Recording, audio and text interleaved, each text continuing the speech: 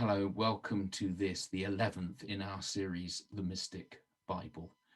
And having had 10 previous sessions where we've looked at everything from safeguarding, being in a safe place in order to engage with our spirituality, having talked about our focus and how we're going to endure something in order to experience something of the relationship with God, I find myself defeated.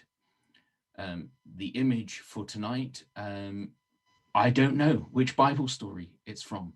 I can't tell from the image. There's no Latin on it for me to be able to identify the story, and I don't recognize what's happening here. So I thought I'd just use it as an example of how we might reflect on something to help us move towards understanding the mystical side of the Bible. And we've talked about being open-minded and allowing the interpretations to wash over us.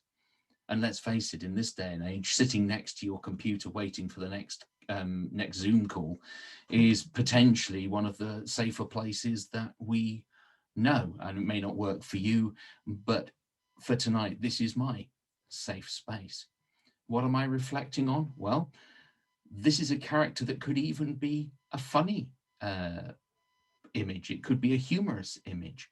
The hairstyle might suggest something out of Greek mythology. The strength might be something to do with Hercules rather than something out of the Bible. I've no idea. Maybe you'd like to let me know what Bible story you think it is. But what are we focusing on? Well, if we're going to be open-minded here, yes, it could be some sort of a sacrificial ritual. Maybe this is a sacrifice. Well, there's two characters here, the chunky chappie that we can see clearly, but also to the left, you'll see the hands of someone else involved in the process. It could be a meal. It could be preparing something to eat. This could be a scene of gluttony. Alternatively, of course, it could be a scene of plenty. Often these images have both positive and negative. What about the cart? The cart itself could be quite ornate. It seems to be beautifully made. Does this mean we're in some sort of a palace? But the background might suggest that we're in a tent. Are these performers in some sort of a circus? So you get my drift. There's an awful lot in here. And if you don't know what it's aiming at, you can use it as a way of focusing inwards and allowing your mind to begin to interpret the signs that you are seeing.